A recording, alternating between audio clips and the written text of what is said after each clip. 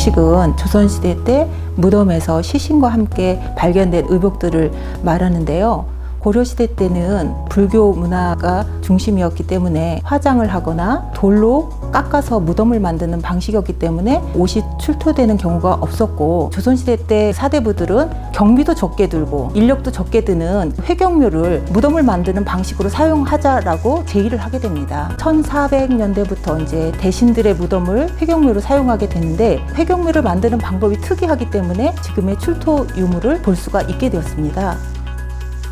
회를 3, 모래, 황토 1대1로 혼합해서 반죽을 관을 놓기 위한 중간을 남기고 사면을 두껍게 쌓게 됩니다. 그리고 마지막에 관뚜껑을 덮고 다시 그 위로 회를 두껍게 쌓게 되면 회는 시간이 지날수록 돌과 같이 굳어진다는 얘기가 있습니다. 그래서 관에서는 차츰 물이 차고 진공의 상태가 이루어진 부패되는 속도를 굉장히 늦춘다는 거죠. 출토 복식을 우리가 볼 수 있게 되는 이유라고 볼 수 있습니다. 물에 불어져 있는 섬유들은 처리하기가 굉장히 힘든 데다가 미생물이 번식이 굉장히 빨라집니다. 그렇기 때문에 가장 먼저 해야 될 일은 건조를 시켜서 느슨해졌던 섬유들을 이렇게 잡아주는 역할을 하고, 거기에서 번식될 수 있는 세균들을 없애주는 걸로 전문용어로 훈중이라고 하는 단계를 지나게 되면 그 다음부터 본격적으로 유물에 대한 이제 보존 처리가 들어가게 됩니다.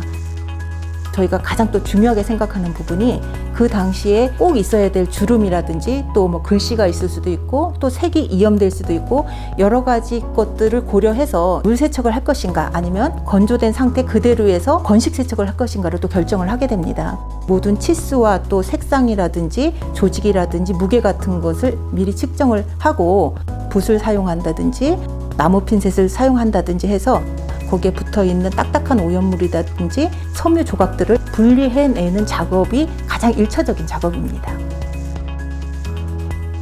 건식 세척이 이루어진 복식 유물은 건식 세척의 상태에서 안전하다고 생각되는 것들은 물에 담가서 세척을 하는데, 우리가 집에서 생각하는 세척처럼 뭐 주무른다든지 비빈다든지 세탁기에 돌리는 게 아니고 미지근한 물에 담가서 오염물을 불린 다음에 붓이라든지 아니면 손으로 두드려서 오염물을 바깥으로 빼내는 작업을 합니다. 기름기가 있는 오염물들은 물만으로는 어렵거든요. 천연 세제인 사포닌 같은 것을 약간 첨가를 해서 세척을 하게 됩니다.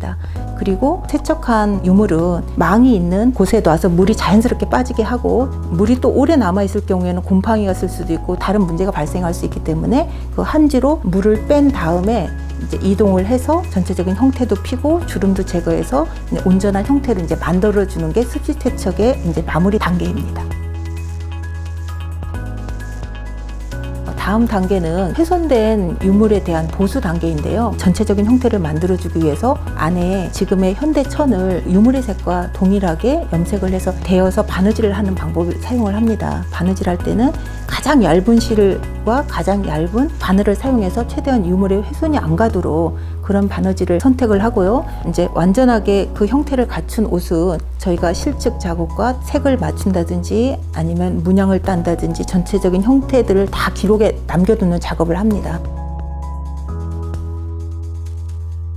보수가 완료가 되면 출토 복식은 가장 아쉬운 점이 색을 다 잃어버렸다는 겁니다. 무덤 환경상 변하는 과정이라고 보고 있습니다. 유물에 정확히 실측을 하고 세부적인 모양까지도 똑같이 고증을 거쳐서 현대의 화려한 직물로 다시 복원을 해서 두 개를 같이 전시하는 경우가 많습니다. 보존 처리가 완료된 출토 복식은 수장고로 이동해서 보관하게 되는데요. 수장고는 온도와 습도가 적절하게 유지되는 공간이어서 그 출토 복식이 외부에서 보관한 것보다 훨씬 수명을 연장할 수 있는 그런 공간입니다. 그래서 복식은 그 중성 상자에 넣어서 복식방에 따로 보관하게 됩니다.